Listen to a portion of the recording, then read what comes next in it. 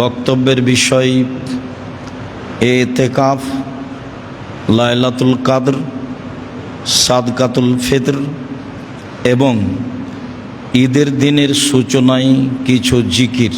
সম্মানিত দিনী ভাই বোন, রমজান একটি গুরুত্বপূর্ণ মাস, যা একাধিক দিন একাধিক আলেম ওলামার মুখে শুনেছি। তাতে আমরা এইভাবে বুঝলে ভালো হয় যে রাসূল সাল্লাল্লাহু আলাইহি সাল্লাম বলেছেন, আজান দেওয়ার সময় আকাশের দরজা খুলে দেওয়া হয়। ওই সময়ে যা দোয়া করা হয় তা কবুল করা হয়। ঠিক দুপুর গড়লেই আকাশের দরজা খুলে দেওয়া হয়। এই সময়ে যা বলা হয় তা কবুল করা হয়। ঠিক রাত 12টা পার হলেই আকাশের দরজা খুলে দেওয়া হয়। এ সময়ে যা বলা হয় তা কবুল করা হয়। তাহলে কথা কবুলের সাথে সম্পৃক্ত সময় হলো আকাশের দরজা খুলে দেওয়া। আর আমরা একাধিক দিন অবগত হয়েছি যে রমজানের শুরু থেকে নিয়ে শেষ পর্যন্ত আকাশের দরজা খোলা থাকে। শুধু তাই নয়, জান্নাতের দরজা খোলা থাকে, যদিও কেউ এখন জান্নাতে যাবে না। রহমতের দরজা খোলা থাকে, জাহান্নামের দরজা বন্ধ থাকে, যদিও এখন কেউ জাহান্নামে যাবে না। তো এগুলি আল্লাহ তাআলার দয়া ভালোবাসা দেখানোর জন্য করা হয়ে থাকে, যাতে করে মানুষ রমজান মাসে আল্লাহকে বেশি পাওয়ার জন্য চেষ্টা করে। তো রমজান একটি দয়া রহমতের মাস, যার কাছে যতটুকু অনুকূলে হলো, যে যতটুকু বুঝলাম মনে করলাম সে ততটুকু করলাম। পার হয়ে যাচ্ছে, গেলে আবার ফিরে আসবে 1 বছর পরে, এ কথাই ঠিক। রমজান মাসে ইবাদত হিসাবে একটি গুরুত্বপূর্ণ ইবাদতের পদ্ধতি আছে, তা হলো ইতিকাফ। ইতিকাফ শরীয়তে কোনো এমন সারি বিধান নয় যে করতেই হবে, না করলে গুনাহগার হবে। মর্মে প্রত্যেক পাড়ায় একজন না একজন ইতিকাফ করবে, কথাটি মিথ্যে। করবে মনে করলে পাড়ার লোক গুনাহগার হবে, এটাই সত্য। ইতিকাফ করলে এত নেকি হবে এ কথা নয়, ইতিকাফ করলে মানুষ গুনাহগার হবে এ কথা নয়। রমজানের শেষ দশকে আল্লাহকে বেশি বেশি ডাকার জন্য একটি পদ্ধতির নাম ইতিকাফ। আরবি শব্দ আক থেকে বের হয়েছে, যার অর্থ হলো নিজেকে বিরত রাখা। ইতিকাফ ইবাদতের জন্য নিজেকে বিরত রাখা। ইতিকাফ ফরজ বিধান নয়, তবে ইতিকাফ করতে চাইলে তার কিছু নিয়ম পদ্ধতি আছে। আয়েশা রাদিয়াল্লাহু তাআলা আনহা বলেন, রাসূল সাল্লাল্লাহু আলাইহি সাল্লামের কথাই বোঝা যায় যে as-সুন্নাতু লিল মুতাকিফ, ইতিকাফকারীর জন্য সুন্নাত হচ্ছে যে আল্লাহ ইয়াউদা জানাজা, আল্লাহ ইয়াশহাদা জানাজা, কোনো জানাজায় উপস্থিত হতে পাবে না, অথচ জানাজায় যেতে হবে, এটা জরুরি বিধান। ওয়ালা ইয়াউদা মারিদা, কোনো অসুস্থ ব্যক্তিকে দেখতে যেতে পাবে না, অথচ একটা অসুস্থ ব্যক্তিকে দেখতে যেতে হবে, এইটা জরুরি বিধান। ফলাফলে আল্লাহর নবী বলেছেন, কেউ যদি সকালে অসুস্থ মানুষকে দেখতে যায়, তাহলে সন্ধ্যা পর্যন্ত 70,000 ফেরেশতা তার জন্য আল্লাহর দরবারে ক্ষমা চায়। কেউ যদি একটা জানাজায় উপস্থিত হয়, তাহলে মাটি দেওয়া পর্যন্ত থাকলে 2 কেরাত সমান নেকি হয়। 1 কেরাত সমান ওহুদ পাহাড়, আর ওহুদ পাহাড় হলো 4 কিলোমিটার প্রশস্ত, 8 কিলোমিটার লম্বা। নিচে কত আছে তা মানুষ জানে না। দুইটারই ফলাফল অনেক, যেতে হবে এটাও জরুরি। আবার এতেকাফ অবলম্বন করলে যেতে হবে না, যাওয়া যাবে না, এইটা বিধান। তৃতীয়, ওয়ালা এমাসা এমরাতান, স্ত্রী মিলনে যেতে পাবে না।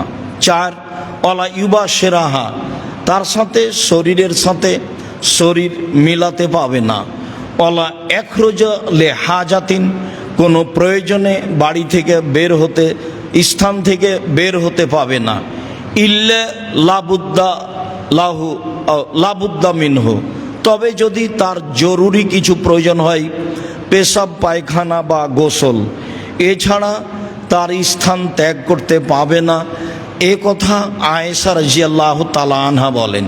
তাতে তিনি বলেন, লা ইতেকাফা ইল্লা বিসিয়ামিন, সিয়াম রোজা ছাড়া ইতেকাফ চলে না। ওয়ালা ইতেকাফা ইল্লা ফি মসজিদিন জামে, জুমা মসজিদ ছাড়া এতেকাফ চলে না। অক্তিয়া মসজিদে এতেকাফ হবে না। মহিলাদের বাড়িতে বা মক্তবে এতেকাফ হবে না। মহিলাদের জন্য যদি মসজিদে নিরাপদ জায়গা থাকে তাহলে জুমা মসজিদে আসতে হবে, অন্যথায় এতেকাফ নেই। ফরজ বিধানই নেই। তার হজ ফরজ, টাকা আছে কিন্তু মাহারাম নেই, তখন তার উপরে হজ ফরজ হয়নি। আর এতেকাফ তো ফরজের কোনো প্রশ্নই আসে না। হজ ফরজ বিধান তো মাহারাম ব্যক্তি নেই, তখন তার হজ ফরজ হয়নি। বোনের স্বামী যাচ্ছে, বোন যাচ্ছে, তাই বোনের সাথে চলে যাবে, এই সবগুলো অহেতুক কথা। বা আরো 5 জন মহিলা যাচ্ছে, মহিলার সাথে হজে চলে যাবে, উমরায় চলে যাবে, এগুলো অহেতুক কথা। এসব কথার সাথে রাসূল সাল্লাল্লাহু আলাইহি সাল্লামের কোনো কথার মিল নেই। বলছিলাম ইতিকাফ। আয়েশা রাদিয়াল্লাহু তাআলা আনহা বলেন, কানান নবী সাল্লাল্লাহু আলাইহি সাল্লাম ইয়াতাকিফুল আশরাল আওয়াখিরা হাত্তা তাওয়াফাহুল্লাহু তাআলা। আল্লাহর নবী রমজানের শেষ দশকে ইতিকাফ করতেন, এভাবেই তিনি দুনিয়া থেকে বিদায় নিয়েছেন। সুমাইতাকাফা আজওয়াজুহু মিন বাদিহি, এরপরে তার স্ত্রীগণ মসজিদে এতেকাফ করতেন। মহিলারাও মসজিদে এতেকাফ করতে পারে, প্রমাণে বুখারী মুসলিমের হাদিস। রাসূলের স্ত্রীগণ এতেকাফ করতেন। আবু হুরায়রা রাদিয়াল্লাহু তাআলা আনহু বলেন, কানান নবী সাল্লাল্লাহু আলাইহি সাল্লাম ইয়াতাকিফুল আশরা, আল্লাহর নবী নিয়মিতই রমজানের শেষ দশক ইতিকাফ করতেন। তবে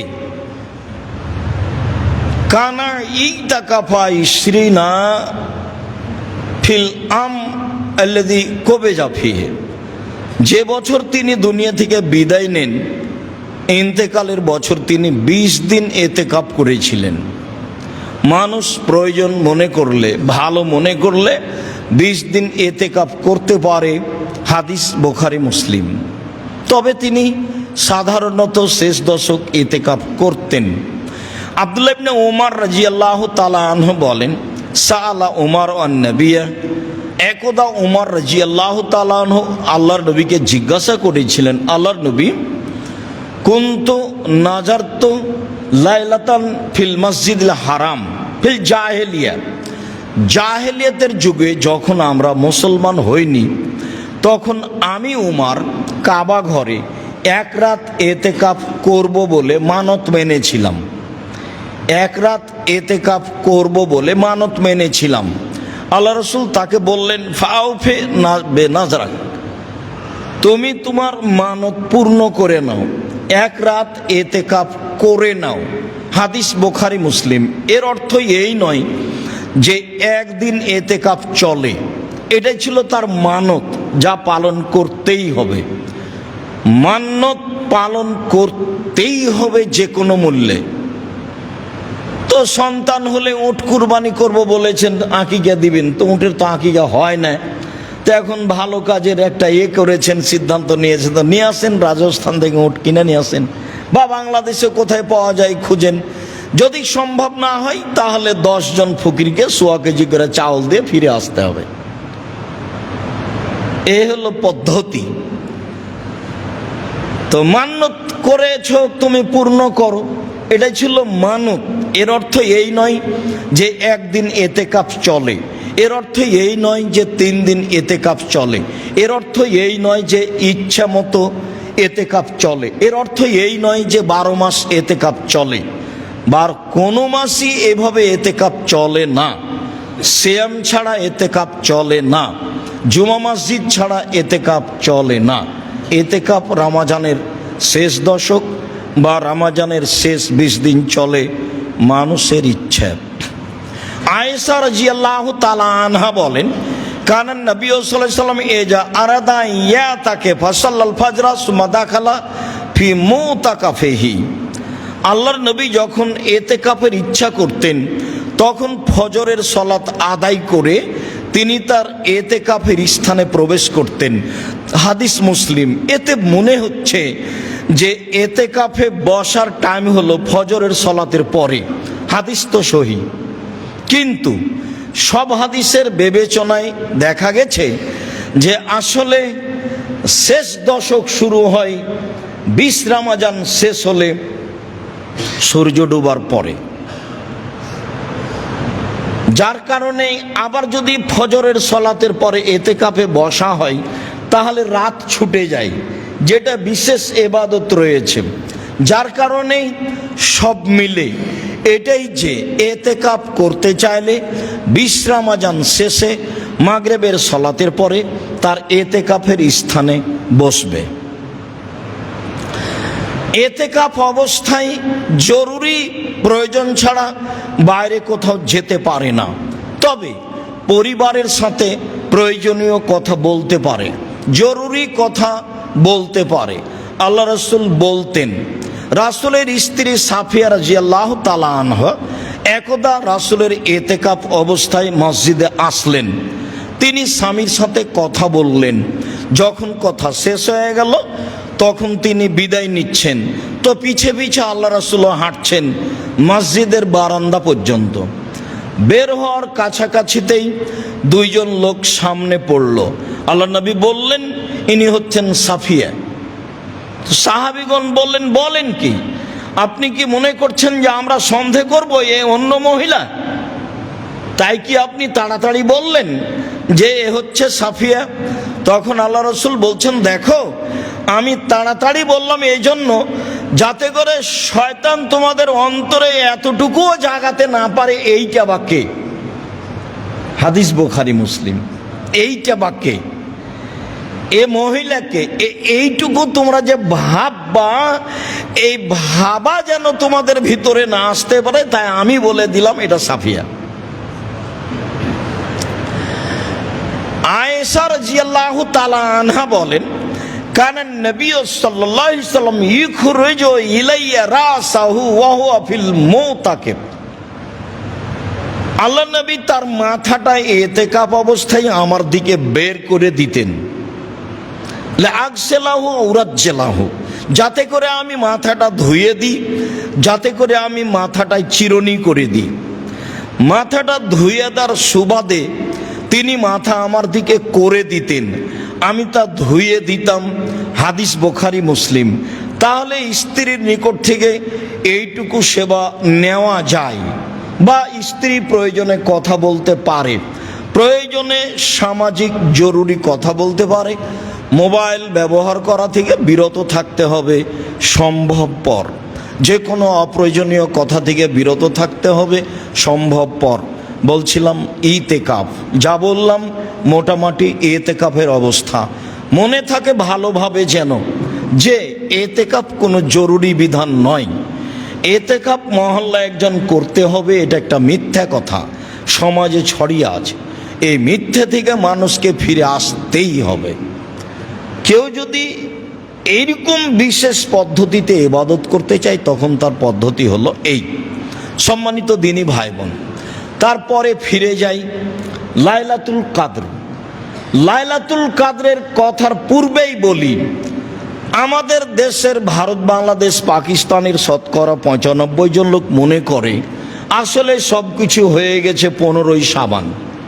সারা বছরে যারা মারা যাবে, যারা জন্ম নিবে, যার রুচি বন্টন হবে, সবই তো 15 শাবানে হয়ে গেছে জাল হাদিসের মাধ্যমে, তাহলে আর লাইলাতুল কাদরে কি হবে? অথচ বোঝা যাচ্ছে যে সব কিছুই হলো লাইলাতুল কাদরে। এই কথাটা ভালোভাবে মনে রাখতে হবে যে 15 শাবান কিছু না, যা প্রমাণ আছে সব জাল হাদিস। এক থেকে নেই একটানা 15 শাবান পর্যন্ত সিয়াম থাকতে হবে, এইটা একটা গুরুত্বপূর্ণ বিষয়। চেষ্টা করেন। কে আপনাকে প্রতারণা দিল যে 15 শাবানে রুজি বন্টন হয়? তো রিক্সাওয়ালা তো রিক্সা ছাড়া বাদ দিয়ে একবারে সারা রাত গোসল করে আতর গোলাপ মেখে লেগে আছে, জেগে আছে, তো কই রিক্সাই চালাচ্ছে সারা বছর। এইগুলো নয়। হ্যাঁ, সব কিছুই হয়, এ কথাই ঠিক। তা হয় লাইলাতুল কাদরে। চলেন লাইলাতুল কাদর। আল্লাহ তাআলা বলেন, ইন্না আনজালনাহু ফি লাইলাতুল কাদর, নিশ্চয় আমি কোরআন অবতীর্ণ করেছি কদরের রাতে। খোলা কথা কোরআন মাজিদ।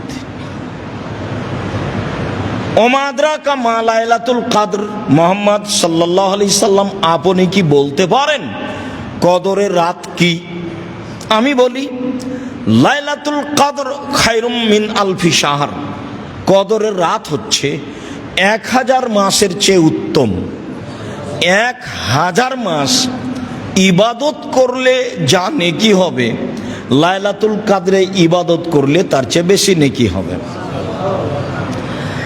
লাইলাতুল কাদরের আরো বিশেষত্ব, তানাজ্জালুল মালায়েকাতু রূহ ফিহা, সে রাতে জিবরাইল এবং ফেরেশতাগণ অবতীর্ণ হন। কত হন তা উল্লেখ করা হয়নি, হাজারো লাখো কোটি হতে পারে, সবই হতে পারে। জিবরাইল যেহেতু আসেন, কাজে আরো হাজারো কোটি ফেরেশতা আসতে পারেন। আল্লাহ তাআলা বলেন, এ রাতে জিবরাইল এবং ফেরেশতাগণ অবতীর্ণ হন তাদের প্রতিপালকের অনুমতি সাপেক্ষে। কেউ স্বেচ্ছায় আসতে পারে না, তাদের প্রতিপালকের ইচ্ছাই আসেন।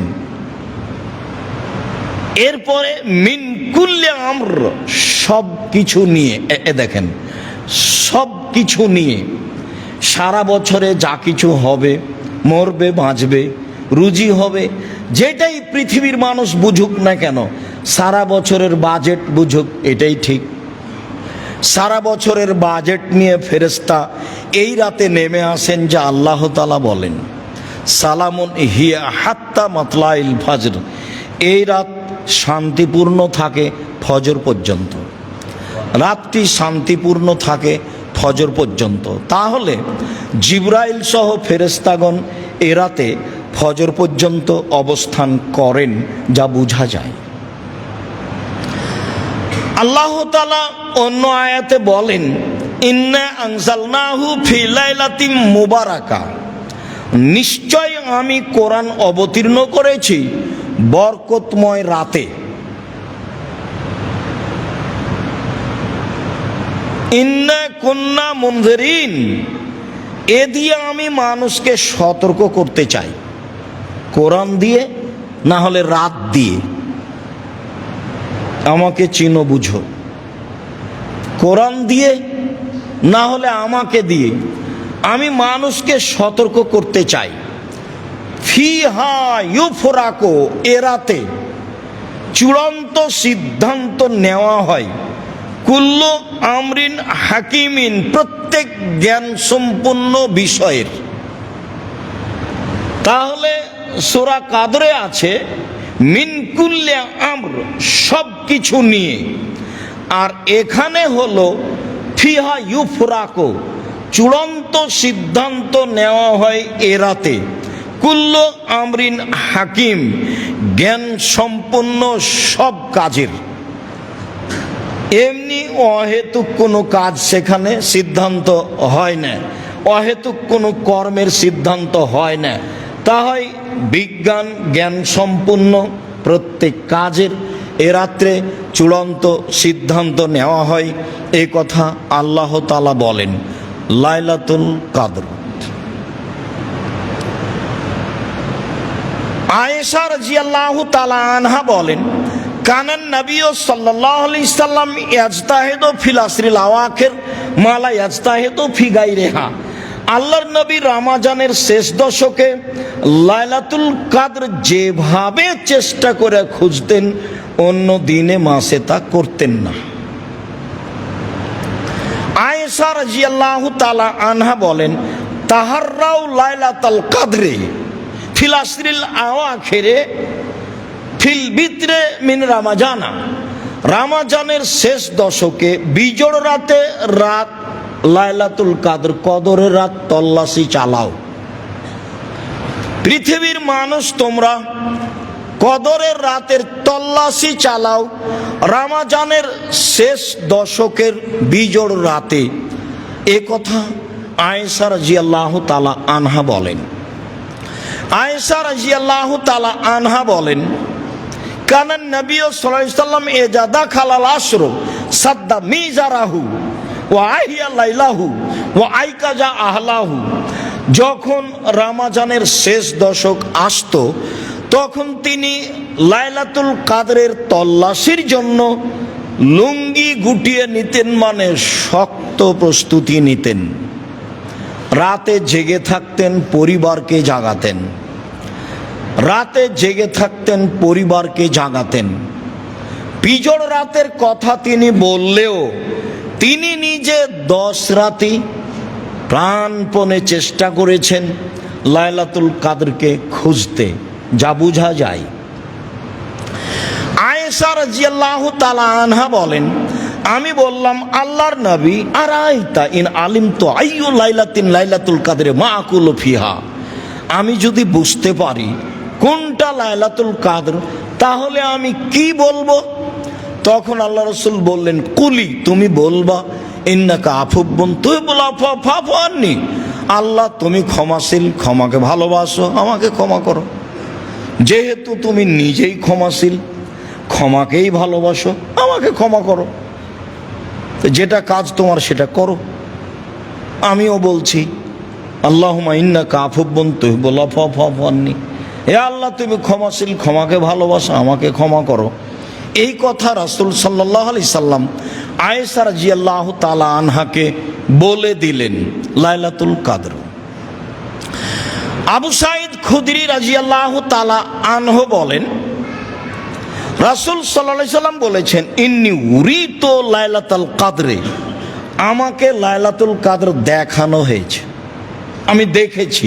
আল্লাহ নবী বলছেন, আমি লাইলাতুল কদর দেখেছি, তবে ইন্নী নুসিতুহা, আমাকে ভুলিয়ে দেওয়া হয়েছে। আমি এখন নিশ্চিত বলতে পারছি না যে কদরের রাত কোনটি, 27 রমজান নাকি। এটা একটা আস্ত পাগলামি। এইভাবে পটকা ফুটিয়ে মাইকিং করে বক্তব্য দিয়ে লাইলাতুল কদর 27 রমজান জাগতে হবে, একাধিক বুখারী মুসলিমের হাদিসের বিরোধী আমল। আর কি যে বুঝছে, ভোর রাত থেকে মাইকে চিল্লাচ্ছে, গাজাল পড়ছে, বক্তব্য দিচ্ছে। তো আপনার একটা বিবেচনা থাকা দরকার, তোমার মাথাতে কি একটুকু কিছুই নাই? একটুকু আল্লাহ ঘেলু দেয়নি? কত মানুষ ইবাদত করছে, তুমি যে চিল্লাচ্ছ তার তোমার অসুবিধা হয় না মানুষের? তুমি এটা অনুভব করো না? আপনারা আশেপাশে দেখলে তাকে বলেন, আপনার ইতস্তবোধ হয় না কেন? আপনার বোধগম্য হয় না কেন? আপনার বোধোদয় হয় না কেন? আপনার মানবতা নাই কেন? পাশে আর একটা মানুষ সালাত আদায় করছে, কেমনে করে? আপনি এখানে বক্তব্য দেন মানে? চিৎকার করে ইবাদত করতে নিষেধ করা আছে, তুমি কি একাই দুনিয়াতে আছো যে তুমি এভাবে গাজাল বলছো? কি বুঝাতে চাচ্ছ? যার 30 মিনিট আছে, আর 1 ঘন্টা আছে, আর আজানের 5 মিনিট আছে, সব প্রতারণা, সব নগদ মিথ্যে, রাসূলের উপর অপবাদ। আল্লাহ রাসূল বলছেন যে খানা হাজির হয়ে গেছে, আজান হয়েছে, খাও। তাহলে ও যে বললো নিষেধ, তো এটাকে তার পৈতৃক সম্পত্তি, তার বাবার সম্পত্তি। কে ওকে বললো যে এখন নিষেধ? কেন বলবে? কোন সাহস তার? কে তাকে সাহস দিল? ধর্মের নামে প্রতারক, জীবন বাজি রেখে দলবল সহ এভাবে ধর্মের নামে প্রতারণা দিয়ে যাচ্ছে। যুদ্ধ করে আসছি 90 সাল থেকে, বলেছি নির্ধারিত সময়ের 30 সেকেন্ড আগে রোজা ইফতার করতে হবে। এখন শেষ পর্যন্ত এবছর যা বলছিলাম সেটাই মানুষ গ্রহণ করলো। সবই করবে সময়ের গতিতে। আজকেই করতে পারে, হয় শরমে করে না, হয় লজ্জায় করে না, আর না হলে বুঝতে পারে না সেজন্য করে না। বুঝতে পারে না এ কথাটা আমি বলি না, বুঝতে পারে। অনেকেই বড় বড় বিদ্বান রয়েছে, হয় শরমে করে না, আর না হলে কেমনে বলি, এতদিন করেছি একটা, এখন পড়বো আরেকটা, একটা কিছু আছে এরকম। কেন এভাবে ইবাদত করবে মাইকে? কেন এভাবে চিৎকার করবে? আর 5 মিনিট, আর 10 মিনিট, আর 1 মিনিট। আল্লাহ নবী বলছেন খাদ্য উপস্থিত হয়েছে, খাও। আজান হয়েছে, খাও, খেয়ে সলাতে যাব। হাদিস তো বুখারী মুসলিম। সম্মানিত দিনী ভাই বোন, লাইলাতুল কাদর আমাকে ভুলিয়ে দেওয়া হয়েছে লাইলাতুল কাদর কোনটি। তারপরে তিনি বলছেন ইন্নি রাআইতু আন্নি আসজুদু ফি মাইনো তিনিন, তবে আমি নিজেকে দেখছি যে আমি কাদামাটি, পানি মিশ্রিত কাদামাটির উপরে সিজদা করছি। এটা আমি দেখছি নিজেকে, এই কথা তিনি বলছেন। তারপরে বলছেন যে কানা সাকফুল মসজিদ জারিদান নাখলে, সেই দিন ছিল মসজিদের ছাদটা খেজুর গাছের ডাল, মানে খেজুর গাছের ডাল দিয়ে ছাওয়া ছিল। তাহলে কি বুঝলাম? মানে পানি হলে বাহিরে যা পড়বে ভিতরে তার চেয়ে বেশি পড়বে। কিভাবে ভিতরে বেশি পড়বে? বাহিরে বন্ধ হয়ে গেলি পানি শেষ, আর এখানে আরো কিছুক্ষণ টপ টপ করে পানি পড়বে, যেগুলো ডালের সাথে লেগে আছে, যেগুলো ডালের সাথে লেগে আছে। মা নারা ফি সামায়ে শায়ান, সেদিন আকাশে কোনো কিছু ছিল না। রাতে হঠাৎ একটা মেঘ দেখা গেল, ফম তেরো না, বেশ বৃষ্টি হয়ে গেল। ফারাইতু আসারাল মাই ওয়া তিনে আলা ফাসাল্লা বিনা রাসূলুল্লাহ সাল্লাল্লাহু আলাইহি সাল্লাম, সেদিন আল্লাহ রাসূল আমাদেরকে নিয়ে সালাত আদায় করলেন। ফারাইতু আসারা তিন আল মাই ফি জাবহাতে রাসূলুল্লাহ সাল্লাল্লাহু আলাইহি ওয়াসাল্লাম, জাবহাতে আলা জাবহাতে রাসূলুল্লাহ সাল্লাম, আমি দেখলাম সকালে রাসূলের কপালে মাটি, কাদা মাটি লেগে আছে। তিনি সিজদা করেছেন, রাতে বৃষ্টি হয়েছে, রাতে সিজদা করেছেন, সেই কাদামাটি লেগে আছে। আর সেদিন ছিল মিন সুবহে এহেদা ইশরিনা, 21শে রমজানের সকাল। সেদিন ছিল 21শে রমজানের সকাল। আমরাও বলছিলাম এবছরের ধারণায় 21শে রমজানই মনে হয় লাইলাতুল কাদর গেছে বলে অনুমান করা যায়। লাইলাতুল কাদরের পরিচয় আব্দুল্লাহ ইবনে আব্বাস রাদিয়াল্লাহু তাআলা আনহু বলেন, রাসূল সাল্লাল্লাহু আলাইহি সাল্লাম বলেছেন, লাইলাতুল কাদরে লাইলাতুন সামহাতুন বালজাতুন তালকা, লাইলাতুল কাদর কদরের রাত, স্বচ্ছ, পরিষ্কার, শান্তিপূর্ণ। কদরের রাত হয় স্বচ্ছ, পরিষ্কার, শান্তিপূর্ণ। লা বারিদাতুন ওয়ালা হাররা, কদরের রাত শীত গরম থেকে মুক্ত হয়। তুসবিহু শামসু সাবিহাতুহা যায়ফা হামরা, কদরের রাতের সকাল সূর্যের কিরণ হবে দুর্বল এবং লাল বর্ণের। এক, কদরের রাত স্বচ্ছ, পরিষ্কার, শান্তিপূর্ণ। দুই, কদরের রাত শীত গরম থেকে মুক্ত। তিন, কদরের রাতের সকাল হবে সূর্যের কিরণ দুর্বল এবং লাল বর্ণের। চার, কদরের রাত হবে কান্না ফিহা কামারান, মনে হবে রাতটা চন্দ্রের মতো উজ্জ্বল। চন্দ্রময় রাত যেমন উজ্জ্বল তেমন উজ্জ্বল হবে। চন্দ্র রাতে থাকবে এ কথা নয়, চন্দ্রময় রাত যেমন উজ্জ্বল রাতটি হবে তেমন উজ্জ্বল। তিনি বলেন, লা ইয়াখরুজু শয়তান, সে রাতে শয়তান বের হবে না যতক্ষণ পর্যন্ত ফজর না হচ্ছে। ওইদিকে জিবরাইল এবং ফেরেশতাগণ ফজর পর্যন্ত অপেক্ষা করছেন, আর এই দিকে শয়তান বের হওয়া থেকে বিরত থাকছে ফজর পর্যন্ত। সবের সমন্বয়ে লায়লাতুল কাদর যা বুঝলাম। সম্মানিত দিনী ভাই বোন, তাতে আমরা আঁচ করতে পারি লায়লাতুল কাদর কিভাবে হতে পারে, কেমন হতে পারে, আর তা কি। অবশ্যই এবছর যা গেছে গেছে, সামনে হায়াতে আল্লাহ বাঁচিয়ে রাখলে আরও ভালো প্রস্তুতিতে শেষের দশক পালন করব বলে আমরা আশা করছি। আল্লাহ আমাদের তৌফিক দান করুক। আল্লাহুম্মা আমিন। আল্লাহুম্মা সাল্লি আলাইহি আল্লাহুম্মা বারিক।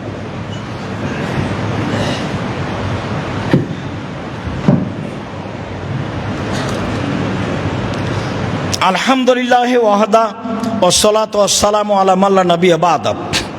আব্দুল্লাহ ইবনে উমর রাদিয়াল্লাহু তাআলা আনহু বলেন, ফারাজা রাসূলুল্লাহ সাল্লাল্লাহু আলাইহি সাল্লাম যাকাতাল ফিত্রে সাআন মিন তামারিন আও সাআন মিন সাইরিন, এক সা খেজুর অথবা এক সা গম ফরজ করেছেন ফিতরার যাকাত, যাকাতুল ফিতর, ফিতরার যাকাত। আলাল আবদে ওয়াল হুররে, দাস দাসীর ওপরে, স্বাধীন মানুষের উপরে, দাস দাসীর ওপরে, স্বাধীন পুরুষ নারীর উপরে। আলা যাকারে ওয়াল উনসা, স্বাধীন পুরুষ স্বাধীন নারীর উপরে। অসাগিরে ওয়াল কাবিরে, ছোটর উপরে বড়র উপরে। মিনাল মুসলিমিনা, যারা মুসলিম। যার কারণেই বিদ্বানগণ বলতে চেয়েছেন যে ছোট মানে কত ছোট? ছোট মানে ঈদের মাঠে যাওয়ার পূর্বে যার জন্ম সেও একটা হলো এইটা, আর আরেকটা হলো যেহেতু সূর্য ডুবে গেলে রমজান শেষ হয়ে গেছে, অতএব সূর্য ডুবা পর্যন্ত যার জন্ম তার ফিতরা দিতে হবে। এক সা 2.5 কেজি, এক সা 2.5 কেজি। ইরাকের হিসাবে 3.25 কেজির ভাগে অর্ধেকের মূল্য থেকে বিরত থাকতে হবে। সময়ের গতিতে বলছি ইনশাআল্লাহ। সম্মানিত দিনী ভাই বোন, অত্র বুখারী মুসলিমের হাদিসে রাসূল সাল্লাল্লাহু আলাইহি সাল্লাম সকল পুরুষ নারী, দাস দাসী, ছোট বড় সবার উপরে যাকাতুল ফিতর ফরজ করেছেন। ভিক্ষুককেও যাকাতুল ফিতরা দিতে হবে, যে ভিক্ষা চাই তাকেও দিতে হবে। আর কারণ এটাই, আব্দুল্লাহ ইবনে আব্বাস রাদিয়াল্লাহু তাআলা আনহু বলেন, ফারাজা রাসূলুল্লাহ সাল্লাল্লাহু আলাইহি ওয়াসাল্লাম যাকাতাল ফিতরে তোহরান লিসিয়ামে মিনাল লাগব ওয়া রাফাসে, সিয়ামটাকে অশ্লীল কথা ও কর্ম, অপছন্দ কথা ও কর্ম থেকে পবিত্র করার জন্য। মানুষ হিসাবে কিছু যদি ঘটে থাকে তো ফিতরা দিয়ে আল্লাহ ওটা পার করে দিবেন, সেই জন্য। অত্তমাতাল লিল মাসাকিন, আর ফকির মিসকিনের খাদ্যের জন্য। তো আমিও বাঁচলাম, ফকির মিসকিনও বাঁচলাম। আমারও সুবিধা হলো যে এ দিয়ে আমার সিয়ামটা পবিত্র হয়ে গেল, আর ফকির মিসকিনেরও সুবিধা হলো, এ দিয়ে তার একটা রুজির ব্যবস্থা হলো। এই কথা রাসূল সাল্লাল্লাহু আলাইহি সাল্লাম বলেন। আবু সাঈদ খুদরি রাদিয়াল্লাহু তাআলা আনহু বলেন, ফারাজা রাসূলুল্লাহ সাল্লাল্লাহু আলাইহি সাল্লাম যাকাতাল ফিতরে, আল্লাহর নবী ফিতরা ফরজ করেছেন সান মিন তামিন, এক সা খাদ্য, আও সান মিন তামরিন, এক সা খেজুর, আও সান মিন শাইরিন, এক সা জব গম, আও সান মিন আকেতিন, এক সা পনির, আও সান মিন জাবিবিন, এক সা কিশমিশ। প্রথম শব্দটা আছে খাদ্য। এখন কেউ যদি মনে করে যে আমি 2.5 কেজি সেমাই কিনে দিব, দিলে ভুল হবে তা নয়, দিতে পারে। তো সমাজের ফকির মিসকিনের যেটাতে উপকার হবে সেটাই দিবে, এটাই মূলত ভালো। তবে যেহেতু খাদ্যের কথা এসেছে, কাজেই ও যা খায় সেটাই দিবে, এটাই ঠিক। যেহেতু খাদ্যের কথা এসেছে, কাজে এখানে নতুনভাবে যেন টাকা না ঢুকতে পারে। চলেন, টাকা যে চলবে না কিয়ামত পর্যন্ত তার জাজল্য প্রমাণ। আবু সাইদ খুদরি এই পর্যন্ত বলার পরে বলেন, ফালাম নাজাল নুখরিজহু, এইভাবে ফেতরা দিয়ে আসি, দীর্ঘদিন থেকে দিয়ে আসছি, রাসূলের যুগ থেকে একসা করে এগুলো দিয়ে আসছি। ফাকাদেমা মুআবিয়াতু মিনাস শাম হাজ্জানাও মুতামিরান, একদা সিরিয়া থেকে মুআবিয়া আসলো হজের উদ্দেশ্যে অথবা উমরার উদ্দেশ্যে। তখন মুআবিয়া সিরিয়ার দায়িত্বশীল, অর্ধ পৃথিবীর খলিফা, কুশাগর বুদ্ধিজীবী রাজনীতিবিদ ওমর বুঝছিলেন মুআবিয়ার বুদ্ধির অভাব নেই, মুআবিয়ার নেতৃত্ব দেওয়ার অভাব নেই। মুআবিয়া সুযোগ্য, সুদক্ষ, সুপণ্ডিত এবং চৌকুশ নেতা, কাজেই তাকে একটা বিশাল ভূখণ্ডের মালিক না করলে আসলেই তাকে পরিস্থিতি অনুযায়ী ঠেকিয়ে রাখা কঠিন। সুচিন্তিত মানুষ, বিশাল এলাকার তাকে মালিক করে রাখলেন, তা হলো সিরিয়া। একদা সিরিয়া থেকে আসলেন মুআবিয়া, ফাকাল্লামা নাস আলাল মিম্বারে, এসে তিনি মিম্বারের উপরে উঠে মানুষের সামনে বক্তব্য দিলেন। ফাকানান ফিমা কানান নাসা, সেদিন তিনি বক্তব্যে যা বলেছিলেন তাতে তিনি বলেছিলেন যে ইন্নি আরা, আমি মনে করি, তিনি বলছেন ইন্নি আরা, আমি মনে করি যে আন্না মুদ্দাইনে মিন সামারাই শাম, সিরিয়ার 2 মুদ অর্ধ সা গম, তা দিল শান মিন তামারিন, মদিনার 1 সা খেজুরের সমান, আমি মনে করি। এই কথা মুআবিয়া রাদিয়াল্লাহু তাআলা মিম্বারের উপরে ঘোষণা দিলেন। যেহেতু সিরিয়ার গমের দাম বেশি আর মদিনার খেজুরের দাম কম, তাহলে দাম অনুপাতে করলেন, এই কথাটা আবার মনে রাখতে হবে শেষে গিয়ে। আমি মনে করি, ইন্নি আরা, আমি মনে করি যে সিরিয়ার 2 মুদ অর্ধ সা গম মদিনার 1 সা খেজুরের সমান। ফা খাজা নাসবে জালেকা, মানুষ তখন বলল আচ্ছা ঠিক আছে, খুব ভালো কথা, তাহলে আমরা গম দিলে অর্ধেক দিব, অর্ধ সা দিব। মানুষ এটা গ্রহণ করে নিল। ফামানা, এবার আমি, আবু সাইদ খুদরি বলছে, তবে আমি ফালা আজালা উখরেজহু কামা কুনতু আখরাজহু ফি আহাদি নবী সাল্লাল্লাহু আলাইহি ওয়াসাল্লাম আবাদান, আমি রাসূলের যুগে 1 সা বের করতাম, সর্বদা বের করব, মাইস্ত যতদিন বেঁচে থাকবো। তবে আমি, মানুষ তো মুআবিয়া রাদিয়াল্লাহু তাআলার এই রায় সিদ্ধান্তকে গ্রহণ করে নিল, যেটা তিনি বললেন আমি মনে করি, তো মানুষ গ্রহণ করে নিল। মানুষ তো করেই, ভারত বাংলাদেশ পাকিস্তানের শতকরা 95 জন মানুষ করেছে, করছে। এখন আপনি দেখছেন আপনার পাশে, হয়তো বা আপনিও তার মধ্যে একজন। তো মুআবিয়া রাদিয়াল্লাহু তাআলা বলছেন যে যতদিন আমি হায়াতে বেঁচে থাকবো 1 সা দিব। কালা রাজুলুন মিনাল কওমে, একটা লোক পাশ থেকে বলল, কেন মুদ্দানে মিন কামহিন, অর্ধ সা গম দিলে হবে না? তখন তিনি বলছেন লা কিমাত মুআবিয়া, আরে এইটা তো মুআবিয়ার মূল্য হিসাব, লাখ ভালো হওয়া আমল বেহা, না আমি কখনো মানব, না আমি কখনো আমল করব। আমি মুআবিয়ার এই মূল্য হিসাব কখনো কবুল করব না, আমি মুআবিয়ার এই মূল্য হিসাব সিদ্ধান্ত রায়কে কখনো মানব না। হাদিস তো সহি, আপনি কি করবেন? কে আপনাকে বলল? সারা পৃথিবীর মানুষ মেনে নিলে আপনি মেনে নেবেন?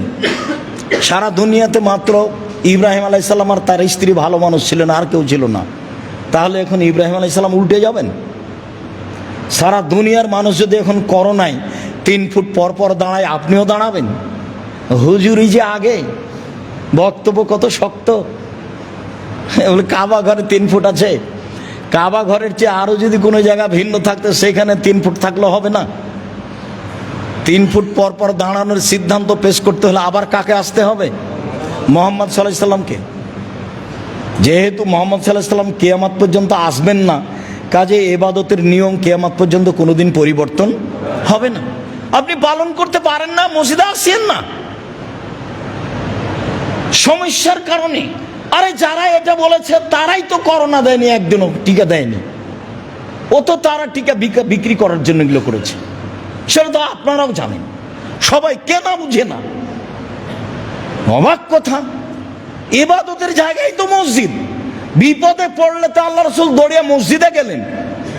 চন্দ্র সূর্য গ্রহণ লেগে গেছে, চলো মসজিদে দোয়া করো, দান খায়রাত করো। আরে বাঁচো বিপদ থেকে, দোয়া করে মসজিদে চলো। আর এখন বলছে মসজিদে নিষেধ। কেমন উল্টা বুদ্ধি! আর নগদ হুজুর বলছে যার ঠিক আছে। এটা হয়? হুজুর কেন বলবে? কেন হুজুর বলবে? সভাপতি সেক্রেটারি বলতে পারে। রুজি সভাপতি সেক্রেটারির কাছে আছে, এই বুঝটা আপনার ভুল। রুজি আল্লাহ রেখেছেন পৃথিবী সৃষ্টির 50,000 বছর পূর্বে। আমরা তো তার জাজল্য প্রমাণ। কই, আমার তো এরকম 90 সাল থেকে মাঠে আছে, এরকম কোনোদিন ঘটেনি যে কোনো সভাপতি সেক্রেটারিকে হিসাব করে কথা বলতে হবে, বা কোনো জায়গাতে কোনো মঞ্চে এরকম পরিবেশ তো আমি বুঝলাম না কোনোদিন। সম্মানিত দিনী ভাই বোন, রাসূল সাল্লাল্লাহু আলাইহি সাল্লামের পদ্ধতিই চূড়ান্ত। এক সাই শস্য দিতে হবে, শস্যই দিতে হবে। মানুষ মূল্য দিলে গুনাহগার হবে। সারা পৃথিবীর মানুষ যদি টাকার ফেতরা দেয়, সারা পৃথিবীর মানুষের কারো ফেতরা আদায় হবে না। এটা এই চূড়ান্ত। সারা দুনিয়া যে দিচ্ছে, সারা দুনিয়া দেখ না, আরো কেউ দেখ না। যদি টাকা দিয়ে ফেতরা দেওয়া প্রমাণ করতে হয়, আবার মুহাম্মদ সাল্লাল্লাহু আলাইহি সাল্লামকে আসতে হবে, এসে বলতে হবে যে তোমরা টাকা দিয়ে ফেতরা দাও। ওই সময়ে টাকা ছিল, ওই সময়ে মুদ্রা ছিল। স্বর্ণের মুদ্রা দিয়ে হাট বাজার হতো, রূপার মুদ্রা দিয়ে হাট বাজার হতো, কিন্তু তিনি মুদ্রার কথা উল্লেখ করেননি। আব্দুর রাজ্জাক সাহেব, চাউল যে কেউ নেয় না, ফেলে দেন। কেউ যদি না নেয় তো জামিয়ে পাঠিয়ে দিন। এখন আপনার পথ কি? যদি কোনো পথই না পান তো একটা কিছু করবেন। কিছুই যদি না পান তো বাড়িতে রাখা হবে না, ফেলে দেন। দুনিয়া অত খাটো হয়নি, কিয়ামত পর্যন্ত অত খাটো হবে না। আমি আর আপনি ভুল বুঝছি। সম্মানিত দিনী ভাই বোন, ফেতরা সম্পর্কে আমরা একটা চূড়ান্ত পর্যায়ে গিয়ে বলতে চাচ্ছি যে ফেতরা শস্য দিয়েই দিতে হবে, খাদ্যমূলক গুরুত্বপূর্ণ জিনিস দিতে হবে। তা চাউল হয় উত্তম হবে, পরিমাণ 2.5 কেজি, 3.25 সের। আগে থেকে যে হিসাব ছিল সেটাই ঠিক আছে। কখন দিতে হবে? ও আমার বেহা আন্তুয়াদ্দা খরুজিন না সেলাল মুসাল্লা কাবলা খরুজিন না সেলাল মুসাল্লা। মানুষের ঈদের মাঠে যাওয়ার পূর্বে, আগে যে আপনাদের বাপদাদারা ঈদের মাঠে যাওয়ার পূর্বে ফেতরা বের করতেন, এটাই হুবাহু হাদিস সাথে মিল আছে। এটাই হলো হাদিসের বাস্তব আমল। তবে সহিহ হাদিস আসার থেকে পাওয়া যায়, আব্দুল্লাহ ইবনে উমর থেকে, যে 1 দিন বা 2 দিন আগে ফেতরা বের করা যায়। তা হলো 28শে রমাজান, তা হলো 19শে রমাজান, নিতান্তই। তবে বুখারী মুসলিমের সিদ্ধান্ত এটাই যে আপনি ঈদের মাঠে যাওয়ার পূর্বে ফেতরা বের করে যাবেন। এসে বের করলে সেটা আর ফেতরা হবে না, সেটা হবে সাদাকা। সেটা আবার জাকাতুল ফেতরা হলো না, যেটা আপনার সিয়ামকে পবিত্র করার জন্য। পূর্বেই করতে হবে, শস্য দিয়েই করতে হবে। নিতান্তই আগে চাইলে 1 দিন 2 দিন আগে। 15 রমাজান থেকে ফেতরা বের করার তো প্রশ্নই আসে না। মসজিদ ভর্তি হয়ে গেছে ঢাকায়, দেখেন। 15 রমাজান থেকে ধর্ম নিজের মতো, ধর্ম নিজের মতো। হাজি ক্যাম্পে উঠেছি, তো এখন বলছে লাব্বাইক আল্লাহুম্মা লাব্বাইক। শেষ হলো, তো আমি বলছি ভাইজান এখানে বলাচ্ছেন কেন? ও তো যখন এহরাম বাঁধবে, এলাম লামে যখন বিমান পৌঁছিবে, জিদ্দায় নামার পূর্বে তখন বলবে। তখন বলছে যে বাড়ি থেকে বললেও হবে। এখন কি উত্তর দিবেন বলেন? তো ধর্ম তো তাদের নিজের ব্যাপার। আল্লাহ রাসূল বললেন এলাম লামে, ভারত বাংলাদেশ পাকিস্তান এমানবাসীদের জন্য, আর উনি বলছেন বাড়ি থেকে। তাহলে করার কি আছে? তাহলে প্রথম রমজান থেকে ফিতরা বের করতে পারবে, তাহলে যেদিন ইচ্ছে সেদিনই করবে। রাসূল সাল্লাল্লাহু আলাইহি সাল্লাম ঈদের মাঠে যাওয়ার পূর্বে ফিতরা বের করতে বলেছেন শস্য দিয়ে। এইটাই হিসাব। সেই দিন সূর্য ডুবা পর্যন্ত যেসব ছেলে মেয়ে জন্ম নেবে তার ফিতরা দিতে হবে, ভিক্ষুককেও ফিতরা দিতে হবে, এ কথাই ঠিক। বন্টন ঈদের মাঠে যাওয়ার আগে যদি সহজ হয় করেন, যদি পরে সহজ হয় করেন, বন্টন পরিস্থিতি অনুযায়ী করবেন, এটাই ঠিক। ঈদের দিনের একটু তাকবীর বলে বাকি অংশটুকু ঈদের দিনের সকালের জন্য রেখে দিচ্ছি। সেদিন সময় আল্লাহ অনুকূলে করলে আবারও হবে আপনার সাথে কথা ইনশাআল্লাহ। ইমাম জোহরি থেকে একটি সহিহ সূত্র প্রমাণ হয় যে কানান নাসু ইকাব্বিরুনা হিনা ইয়াখরুজুনা মিন মানাজিলিহিম, ঈদুল ফিতরে মানুষ তাকবীর বলতো যখন ঈদের সলাতে যাওয়ার জন্য বাড়ি থেকে বের হতো, হাত্তা ইয়াতুল মুসাল্লা, ঈদের মাঠে আসা পর্যন্ত। অফি রিওয়ায়াতিন হাত্তা ইখরাজাল ইমাম, ইমাম বের হওয়া পর্যন্ত। ফায়জা খারাজা সাকাতু, যখন ইমাম তার সলাতের জায়গায় চলে যেতেন তখন মুসাল্লিরা তাকবীর বলা থেকে বিরত হয়ে যেতেন। অনেক বর্ণনা এসেছে কানান নবী সাল্লাল্লাহু আলাইহি সাল্লাম ইকাব্বিরু হিনা ইয়াখরুজা হাত্তা ইসাল্লিয়া, আল্লাহ রাসূল তাকবীর বলতেন বাড়ি থেকে বের হওয়ার সময় সালাত শুরু করা পর্যন্ত। এগুলো ঈদুল ফিতর। ঈদুল ফিতরের তিনটে সুন্নাত।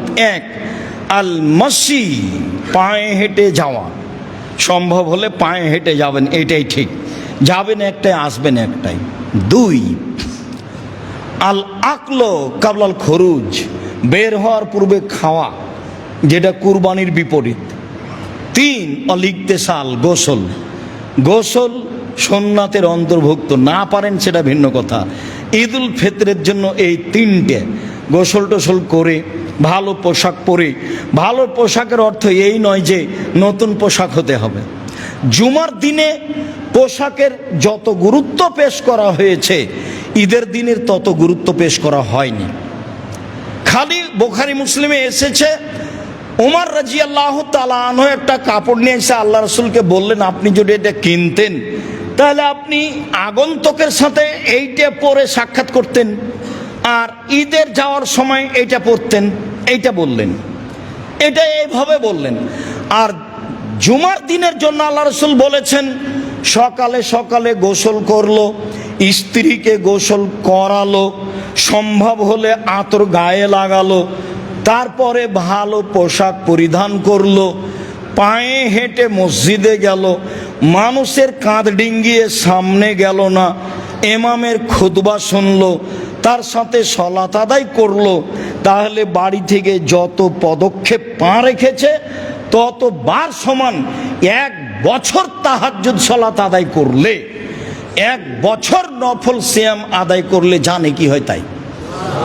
তাহাজ্জুদ সিয়াম, তাহাজ্জুদ সিয়াম, তাহাজ্জুদ সিয়াম, এক বছর সমান, যা প্রত্যেক পদক্ষেপে তাই। সেইখানে ভালো পোশাকের কথা আছে। আর আপনি যদি এই ঈদে 4-5 সেট কাপড় নেন তাহলে তো দোকানদারকে সামলাতে হবে, যেখানে কাপড় তৈরি হচ্ছে তাকে সামলাতে হবে, তাহলে কর্মচারীকে সামলাতে হবে। তাহলে সবাই ব্যস্ত, তো আবার রামাজান মূল্যায়ন করবে কে? আপনি যেমন 5 কাপড়ে ব্যস্ত, তা আপনার বউ তেমন 10 কাপড়ে ব্যস্ত, তো দোকানদারও তেমন ব্যস্ত। সবাই মিলে এখন ভাবছে যে 11 মাসে যা ব্যবসা হয়েছে 1 মাসে ব্যবসা করে নাও, তাহলে ইবাদত করবে কে? সবটাই উল্টে গেছে। সবটাই, খাওয়া থেকে নিয়ে সব কিছু, সবটাই কমাতে হবে, তাহলে আপনি ইবাদতকে মূল্যায়ন করতে পারবেন। সম্মানিত দিনী ভাই বোন, আলী রাদিয়াল্লাহু তাআলা আনহু ইউকাব্বিরু ইয়াউমা আরাফা বাদাল ফজরে ইলা সালাতিল আসর মিন আখির আইয়াম। কুরবানির ঈদে আলী রাদিয়াল্লাহু তাআলা আনহু আরাফার দিন তাকবীর পাঠ করেন আইয়ামে তাশরিক পর্যন্ত, অর্থাৎ ঈদের 3 দিন পর পর্যন্ত। আবু হুরায়রা রাদিয়াল্লাহু তাআলা আনহু আর আব্দুল্লাহ ইবনে উমর ইয়াখরুজানে ইলা সুকে ফি আইয়ামিল আসরে, কুরবানির 1 থেকে নিয়ে 13 তারিখ পর্যন্ত 10 তারিখ পর্যন্ত তারা বাজারের দিকে যেতেন। ওয়ায়ুকাব্বিরানে, দুইজনই তাকবীর পাঠ করতেন। ওয়ায়ুকাব্বিরু নাস বে তাকবীরে হেমা, জনগণও তাদের তাকবীরের সাথে তাকবীর পাঠ করত।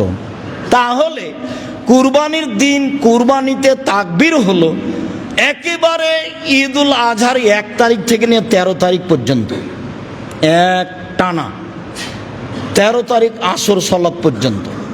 আর ঈদুল ফিতরে তাকবীর হলো বের হওয়া থেকে ঈদের মাঠ পর্যন্ত, সালাত পর্যন্ত। এক হাদিসে বের হওয়া থেকে ঈদের মাঠ পর্যন্ত, আর এক হাদিসে বের হওয়া থেকে নিয়ে সালাত পর্যন্ত। এ হলো তাকবীর। বিষয়গুলি ভালোভাবে মনে থাকে যেন। সব তাকবীরেই হাত উঠাতে হবে সেই কথাটি পরে। এখানে আরেকটি জরুরি কথা, যে কি তাকবীর পড়ব, তাকবীর কি হবে আমাদের। আল্লাহ তাআলা বলছেন ফাদকুরুল্লাহ ইনদাল মাশারিল হারাম, তোমরা কুরবানির দিন মাশারে হারামে আল্লাহকে ডাকো। যারা হজ করতে যায় তাদেরকে বলছে। মাশারে হারাম আছে মুজদালিফায়, ভিড়ে আপনি খুঁজে পাবেন না, পরের দিন দেখে আসিয়েন, নাহলে আগের দিন দেখে আসলেন। লেখা আছে মসজিদ ও মাশারে হারাম। ওখান থেকেই আপনার রাস্তা একটু ব্যাক করে ঘুরে পাথর মারতে যেতে হবে। এইটা আরাফা থেকে আস্তে আস্তে বলতে গেলে একটা শেষ পর্যায়ে, এটা হলো মাশআরে হারাম। এখানে আশেপাশে হাতিকে ঠেকিয়ে দেওয়া হয়েছিল। আল্লাহ এখানে আল্লাহকে ডাকতে বলছেন। আল্লাহ বলছেন ফাদকুরুহু মা হাদাকুম, তোমরা তাকবীর পাঠ করো যেভাবে আল্লাহ তোমাদেরকে শিখিয়ে দিয়েছেন। আল্লাহ তাআলা বলছেন ওয়াদকুরুল্লাহ ফি আইয়ামিম মাদুদাত, এই দিনগুলিতে তোমরা আল্লাহকে ডাকো, জিকির করো। কি দিয়ে ডাকবো, কি দিয়ে জিকির করব? তাতে স্পষ্ট প্রমাণ আছে এইটুকু, যে আব্দুল্লাহ ইবনে উমর ইউকাব্বিরু, আব্দুল্লাহ ইবনে উমর ফি আইয়ামিত তাশরিক, তাশরিকের দিনগুলিতে বলতেন আল্লাহু আকবার, আল্লাহু আকবার, লা ইলাহা ইল্লাল্লাহ, আল্লাহু আকবার, আল্লাহু আকবার ওয়ালিল্লাহিল হামদ। পরে ও আল্লাহু আকবার, আল্লাহু আকবার, লা ইলাহা ইল্লাল্লাহ, আল্লাহু আকবার, আল্লাহু আকবার ওয়ালিল্লাহিল হামদ। হাদিস সহিহ। এইটুকু বোঝা যায় স্পষ্ট। আল্লাহ আকবার কাবিরা, আলহামদুলিল্লাহ কাসিরা, সুবহানাল্লাহ বুকরাতাম ওয়াসিলা, এইটা আমরা এ যাবৎ প্রমাণ করতে পারিনি। এইটা থেকে আপনাকে বিরত থাকতে হবে সারা দুনিয়া বললেও। তাহলে আপনি জিকির কি করবেন? তো জিকির করেন তাহলে, যেহেতু আয়াত দ্বারা প্রমাণ। জিকির কি?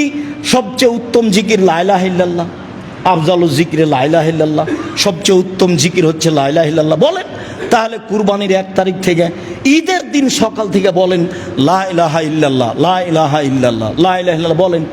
সবচেয়ে উত্তম জিকির হচ্ছে সুবহানাল্লাহি ওয়া বিহামদিহি সুবহানাল্লাহিল আযীম, সুবহানাল্লাহি ওয়া বিহামদিহি সুবহানাল্লাহিল আযীম।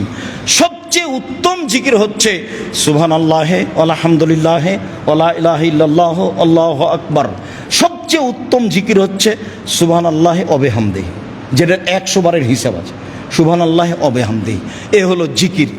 তাহলে স্পষ্ট জিকির আব্দুল্লাহ ইবনে উমর থেকে এইটা, আল্লাহু আকবার, আল্লাহু আকবার, লা ইলাহা ইল্লাল্লাহ, আল্লাহু আকবার, আল্লাহু আকবার ওয়ালিল্লাহিল হামদ, আল্লাহু আকবার কাবীরা, আলহামদুলিল্লাহ কাসীরা, সুবহানাল্লাহ বুকরাতাম ওয়া আসীলা বলা থেকে বিরত থাকবেন। আরও 5 জনকে বলতে নিষেধ করবেন, কেন এটা ইবাদত। আমার আর আপনার ইচ্ছা চলে না যেহেতু আল্লাহ নিজে ডাকতে বলছেন যে এই দিনগুলিতে আল্লাহকে ডাকো, জিকির করো, তাহলে তো উত্তম জিকির আছে লা ইলাহা ইল্লাল্লাহ, বলেন। সেটার প্রমাণ আছে জিকির হিসাবে। সবচেয়ে জিকির যাতে 4টা কালেমা আছে, সুবহানাল্লাহ, আলহামদুলিল্লাহ, লা ইলাহা ইল্লাল্লাহ, আল্লাহু আকবার। এটা হলো আপনার ঢাল, যা থেকে বিপদে বাঁচা যায়। এটা হলো পিছন দিক থেকে ঢাল, যাতে শত্রু পিছন দিকে ধরতে না পারে। এটা হলো স্থায়ী শতামল, সুবহানাল্লাহ, আলহামদুলিল্লাহ, লা ইলাহা ইল্লাল্লাহ, আল্লাহু আকবার। এটার গুণ হলো 3টে।